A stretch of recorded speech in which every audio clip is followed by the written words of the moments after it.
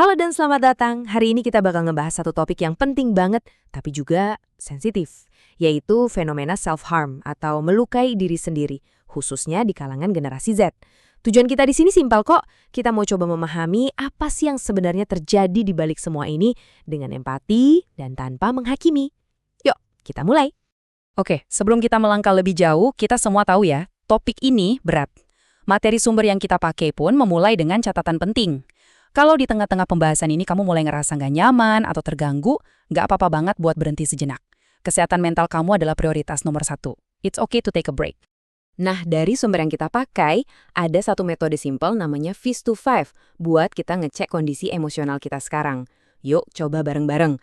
Tarik napas sebentar, kepalkan tangan kamu, terus coba tunjukin berapa jari yang paling pas sama perasaanmu saat ini.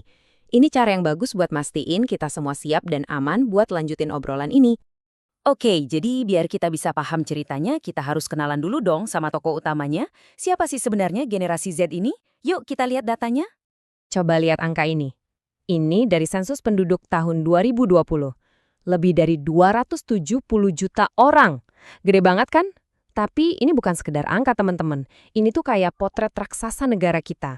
Dan di dalam potret ini, ada pergeseran generasi yang luar biasa besar sedang terjadi. Nah, ini dia rinciannya. Coba perhatikan baik-baik. Gen Z sekarang adalah kelompok populasi terbesar di Indonesia. Paling banyak. Ini artinya, ini bukan lagi cerita tentang masa depan. Ini adalah masa kini. Cara mereka berpikir, cara mereka merasa, dan cara mereka menghadapi tantangan, itu yang akan membentuk Indonesia ke depannya. Biar ngerti Gen Z, kita perlu mundur dikit. Kita lihat dulu generasi kakek nenek mereka, para baby boomer. Mereka lahir setelah perang, jadi mereka tumbuh dengan etos kerja yang super keras dan disiplin yang tinggi. Lanjut ke generasi orang tua mereka, generasi X. Mereka ini generasi jembatan. Mereka ngerasain dunia sebelum ada internet, tapi mereka juga yang ikut membangun dunia digital. Jadi mereka ini mandiri, gampang adaptasi, dan udah biasa sama yang namanya perubahan. Terus ada milenial, kakak-kakaknya Gen Z. Nah, mereka inilah para pionir digital. Mereka yang bikin internet jadi bagian hidup kita sehari-hari. Bisa dibilang, merekalah yang membangun dunia online tempat Gen Z sekarang tinggal. Oke, dari gambaran besar generasi, sekarang kita coba zoom in. Kita masuk ke satu pengalaman yang universal banget, perjuangan menjadi seorang remaja. Kita semua mungkin masih ingat ya rasanya jadi remaja. Para psikolog punya istilah keren buat ini, periode badai dan stres. Dan ini beneran bukan klise. Ini masa di mana semuanya terasa bergejolak. Badan kita, emosi kita, bahkan pertemanan kita. Nah, di tengah badai itu ada satu persimpangan jalan yang penting banget, soal pola pikir. Apakah kita percaya, aku emang udah begini dari sananya? Atau kita percaya, aku bisa belajar dan jadi lebih baik? Pilihan ini, sadar nggak sadar, nentuin banget gimana seorang remaja menghadapi setiap tantangan yang datang.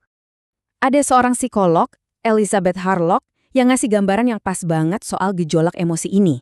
Dia bilang, masa remaja itu adalah periode perubahan, usia yang penuh masalah, masa yang nggak realistis, dan akhirnya ambang pintu menuju kedewasaan. Wah, ringkasan yang kuat banget ya tentang betapa rumitnya masa ini. Perjalanan ini tuh ada tahapannya loh. Dimulai dari rasa bingung dan cemas di awal, terus berlanjut ke pencarian jati diri yang intens di masa pertengahan, sampai akhirnya berjuang buat nemuin stabilitas dan tujuan hidup di akhir masa remaja. Jadi, kalau semua remaja ngalamin badai dan stres itu, terus apa bedanya buat Gen Z? Apa yang bikin pengalaman mereka jadi unik? Nah, disinilah kita harus nambahin satu lapisan lagi, tekanan dunia modern. Faktor pembedanya yang paling besar, dunia digital yang always on. Ini kayak pedang bermata dua. Di satu sisi bisa ngasih koneksi, tapi di sisi lain sumber kami menyoroti bahaya yang nyata banget. Kurangnya pengawasan, paparan konten yang berbahaya, dan yang paling bikin ngeri, fenomena copycat, di mana perilaku yang merusak diri bisa menyebar kayak virus lewat media sosial. Sekarang kita sampai ke inti dari pembahasan kita. Setelah kita kenal siapa itu Gen Z dan tekanan-tekanan unik yang mereka hadapi, mari kita fokus buat benar-benar memahami realitas dari self-harm.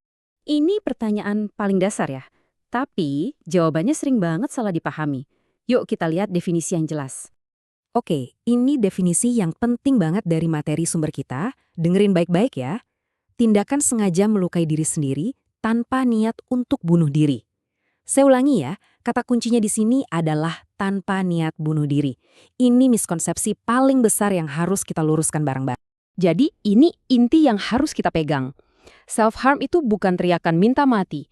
Justru sebaliknya, ini adalah teriakan minta tolong untuk meredakan rasa sakit emosional yang udah nggak tertahankan lagi. Ini cara otak yang udah putus asa buat mindahin badai emosi ke rasa sakit fisik, yang rasanya lebih bisa dikontrol. Ini mekanisme bertahan hidup, meskipun dengan cara yang salah. Tapi, dan ini penting banget, walaupun tujuannya bukan bunuh diri, self-harm adalah bendera merah paling besar. Ini adalah sinyal bahaya yang nunjukin kalau seseorang lagi berjalan di tepi jurang.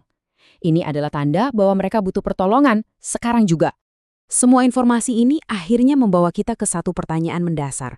Pertanyaan buat saya, buat kamu, buat kita semua. Gimana caranya? Kita bisa ikut membangun dunia di mana cara anak-anak kita mengatasi rasa sakit nggak harus dengan menyakiti diri mereka sendiri. Ini adalah tanggung jawab kita bersama.